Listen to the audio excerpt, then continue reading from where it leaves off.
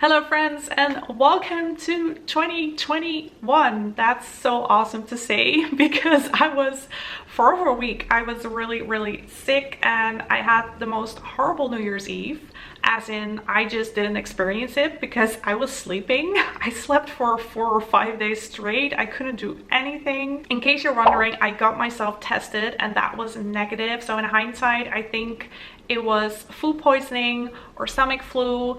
At least that's what the doctors told me. It was horrible, but I'm back, I'm healthy, and Happy New Year! In today's video, we're gonna take a look at my 2020 reading stats, and I'm gonna share with you my top 10 favorite books that were released in 2020. And then you can add them to your ever-growing TBR for 2021. There's a little bit for everyone. I have a lot of different genres, so contemporary, sci-fi, historical fiction, romance, fantasy. And if you like these kind of videos, then don't forget to click that subscribe button and hit that bell so you never miss another video of me again. Yeah, I'm still gonna do this in 2021. Let's get started. Before we dive into my reading stats, I just wanted to quickly mention that I started Patreon. I will leave the link to my Patreon in my description down below. You can also just go to patreon.com and type Leanda Brooks. There you can find my page with the 4 different membership levels that I have. So each level comes with its own benefits, and I highly encourage you to take a look. Anything you can contribute will help me to keep this channel running. Now let's take a look at the stats. So first of all, I'm going to give you guys an overview of all the books that I've read in 2020. In total, I have read 72 books and my reading goal was 60 books, so I did pretty good. I never once gave a book a 1-star rating. I didn't DNF any books in 2020, and I gave 5 books a 2-star rating. And then you can see that I have a lot of 4-star ratings and kind of equal 5 and 3-star ratings. So either I am just really good at knowing what I like and picking books, or I am just really generous because I give a lot of books pretty high ratings. In the next graph, you can see how many pages I read each month. So there are 12 bars and each bar represents a month in the year of 2020. And apparently I was really productive reading wise in October. And I think it's really funny that you can see when it's summer in my graph and also when the year starts and when the year ends. So apparently I read the most in spring and autumn.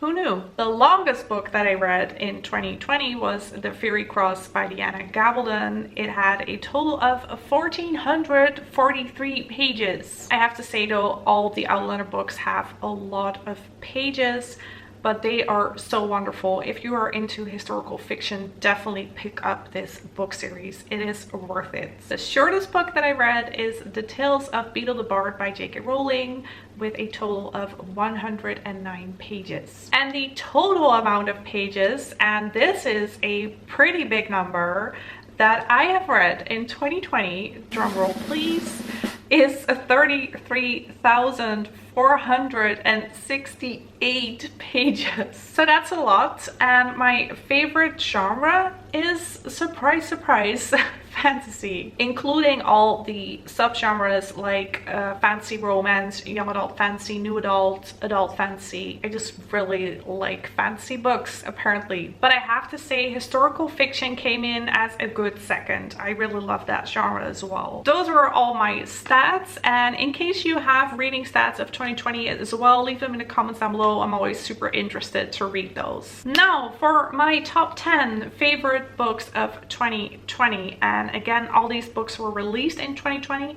Well, except for one, but I'm gonna explain that one to you later. And these are not in any particular order, although I have tried to put them in, like divide them into genres. So I will create chapters for this video, and if you're only interested in one genre, you can just click on that chapter. But of course, I want you to watch the entire video because I think that these are 10 books that you should definitely add to your TBR in 2021. First up is Shielded by Kaylynn Flanders, and this is a young adult fantasy that is part of a duology. So this is the first book. The second book will be released in the summer of 2021. This book came in one of my Fairy Loot boxes. That's why it is an exclusive cover and it has sprayed edges. Our main character is called Jenna Sara, and she is a princess with magical abilities who knows how to wield a sword. Her kingdom, the kingdom of Halendi, is in trouble. In exchange for resources, Jenna Sara is promised to the prince of the neighboring land, Turia. On her way to Turia, her royal caravan is ambushed and a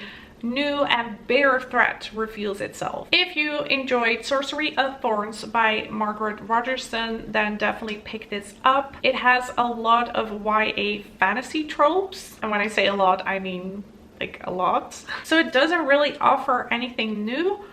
Nonetheless, it just works. The magic system is refreshing and there are quite a lot of fighting scenes, and I think the author did a great job of describing those. There's a fair amount of questing, which I personally always really like when I'm reading fantasy books, and there's an interesting cast of characters. Next favorite of 2020 is House of Dragons by Jessica Cluse. I would say this is a young adult / new adult fantasy book. It was part of my 24 hours of reading, so I did a reading vlog on that if you want some more details about this book. But I enjoyed every page. I thought it was so refreshing to read a fantasy with 5 different and unique characters.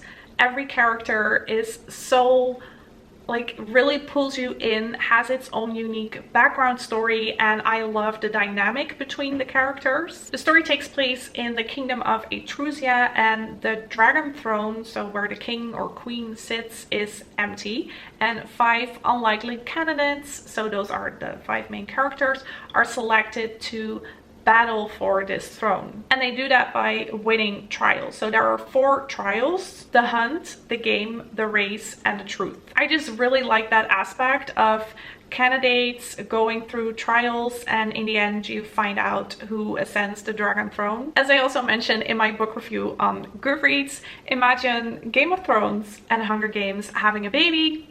That's House of Dragons. Next up is The Gilded Ones by Namina Forna. So this is definitely a book you should pick up in 2021 when you again like YA fantasy, because this was such an awesome book. I got this copy in one of my Fairy Loot boxes, but I believe that the release date will be in February of 2021. We follow Deka, who is just doing what she is taught. She follows orders, she thinks she's doing the right thing, until one day she starts to question her beliefs and her eyes are open. She knows now that she needs to stand up for herself and stand up for others. I'm being intentionally vague because I think this is one of those books that you should discover for yourself. It's an epic fantasy with this beautiful journey of empowerment, finding your true self.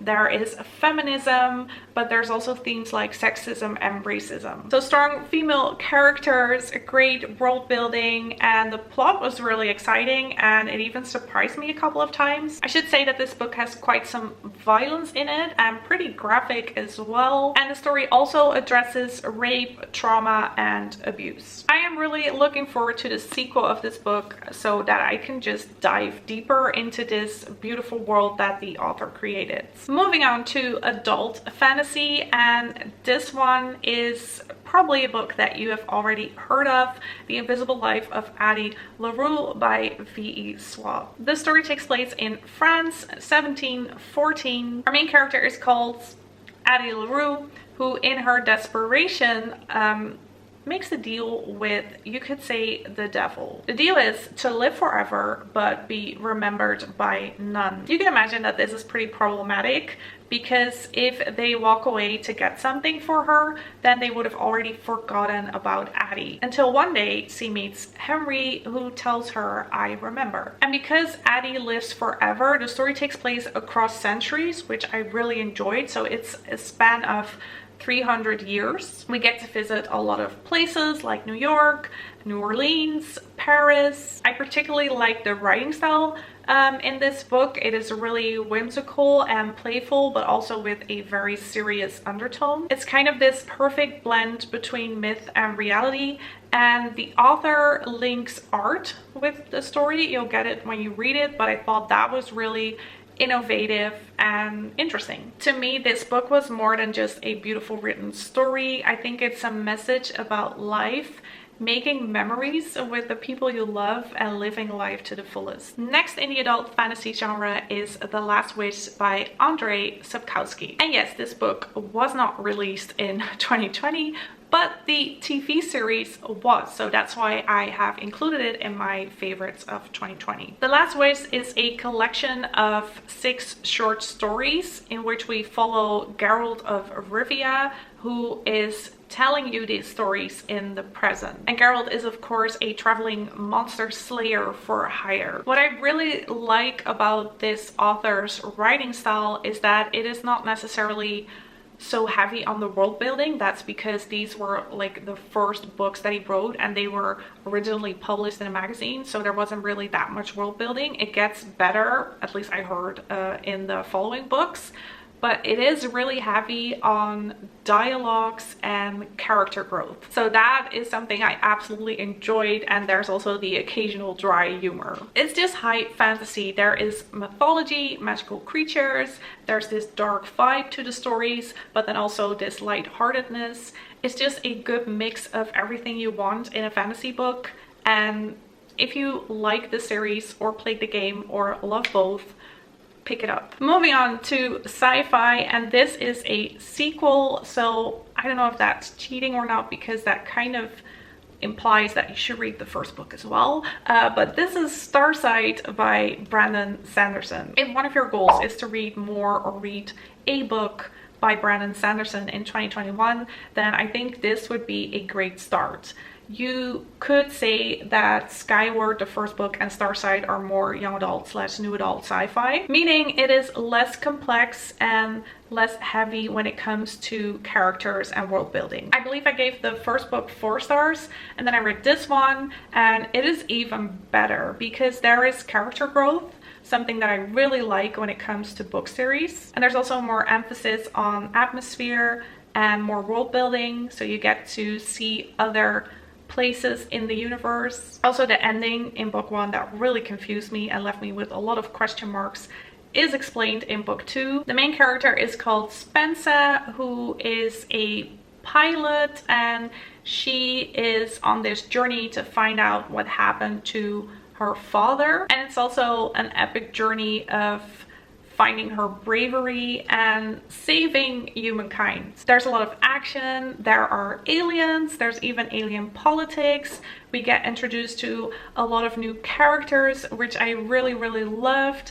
And most importantly, there are more doomslugs. The third book will be released around spring 2021. It's called Nowhere, and I am really excited to continue this series. Moving on to historical fiction, Where the Lost Wander by Amy Harmon. This actually came in one of my Once Upon a Book Club boxes, and it is about the Overland Trail in 1853. Before reading this book, I didn't know that much about trails. So it's basically this wagon train that people get on to find a better future. So they would have purchased a land at the end of the trail, and then when they would survive this trail, because these were pretty horrific circumstances, then they could start their new future. Of course, there's the weather, so it could be either really hot or really cold.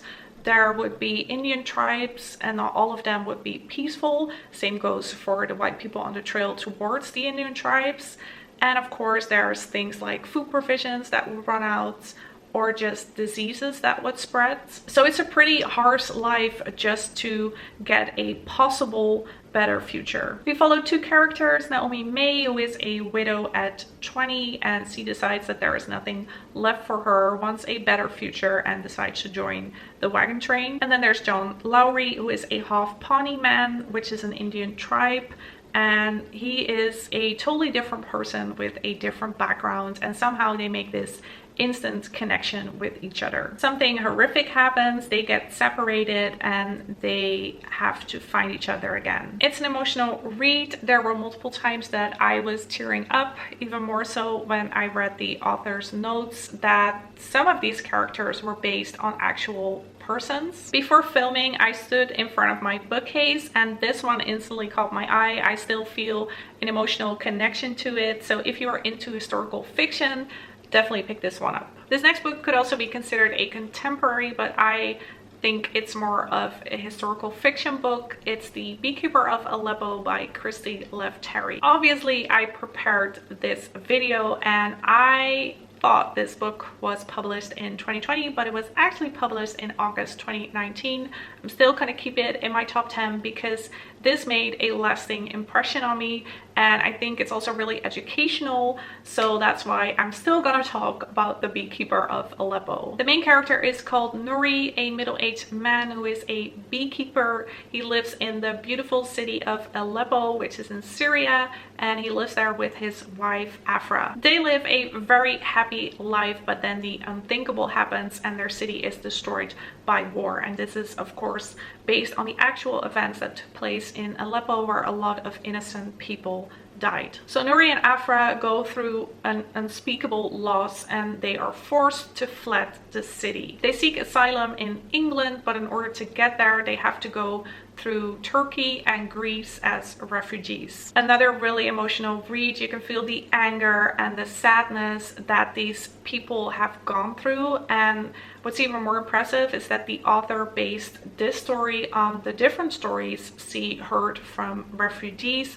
when she worked as a volunteer. The book gives you a broader understanding of life as a refugee and makes you appreciate the smaller things in life. Next is The Midnight Library by Haig. This is a contemporary / fantasy magical realism kind of. This came in a Once Upon a Book Club box, and I think they did a really great job by picking this book. And I think it even won a Goodreads Choice Award. It's about Nora Seed, who is tired of life, and she just feels that life has only given her misery and regret. She attempts suicide, and she ends up in the Midnight Library, a place that looks like an actual library, including a librarian, but it's not. It's actually a place where every book contains a different version of her life. Kind of this parallel universe where a different Nora made a different decision. And before time runs out, so when the clock strikes midnight, she has to find her perfect life. The reason I really enjoyed this book is because you get to live many different lives through the span of 288 pages, each filled with its own characters, its own decisions, and of course regrets. I just really grew fond of Nora because this is a woman that is tired of life and she has to find her perfect life, work out her perfect life before time runs out. But is there even such a thing as a perfect life, or is there just living with your decisions and regrets? And that's also kind of the main theme and the main message of this book. This is just a really heartwarming story. It is magical. It's also very raw and real, and it's one of those books, for me at least, that was unputdownable. And my last but certainly not least favorite read of 2020 is The Book of Two Ways by Jodi Picoult. I would say this is a contemporary romance with historical elements. We follow Dawn Edelstein on her quest to find her way in life. In the past, Dawn used to be an archaeology student in Egypt, and while there she meets Wyatt Armstrong, another student at the time that she feels weirdly drawn to. Fast forward to the future, where Dawn lives with her husband and her daughter in Boston. Something happens to Dawn, and while she is going through this traumatic experience, you might say, she wonders, what happens? And who would I be if I would have made a different decision in life? This is definitely one of those authors that does her research. So the first 50 pages felt like a lecture about Egyptology. There's even an introduction to the world of quantum mechanics, because that's something that her husband does. And it's just this perfect mix of facts and fiction, which I personally really enjoyed. Another big theme in this book is death. So if you are afraid of death, which I kind of am, this is probably a book that you should pick up because it talks about death a lot and it kind of comforts you in a way. Questions like, what do we leave behind when we leave this earth? So it's quite confronting to read. I laughed, I cried, I felt panic, I felt comfort. It's definitely a journey when you read this book, and one that I won't easily forget. And that was it. I hope I introduced you to some new books that you can read in 2021. And if you enjoyed this video, then please give it a thumbs up. Thank you so much for watching, and let's stay in touch.